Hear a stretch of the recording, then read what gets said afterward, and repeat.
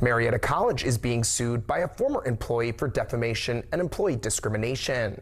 William Rood filed the lawsuit on February 20th of this year. He claims that while he was president of the college, Alexandra Perry, the former dean of the McDonough Center for Leadership and Business, filed multiple unsubstantiated claims against Rood, alleging discrimination and misconduct, which were all dismissed. The suit states Rood resigned in February of 2023 with a separation agreement that included a mutual non-disparagement clause and a promise of positive reference. According to the lawsuit, Rood signed a contract to become president of Carroll College in Helena, Montana, starting July 1st, 2025. The day after Carroll College publicly announced Rood's hiring, Marietta College issued a no trespass order against Rood at Perry's request.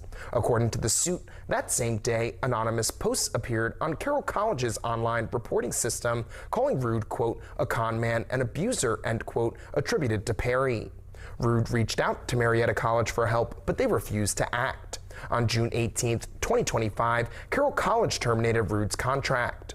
There will be a preliminary pretrial conference on April 28th at 10 a.m.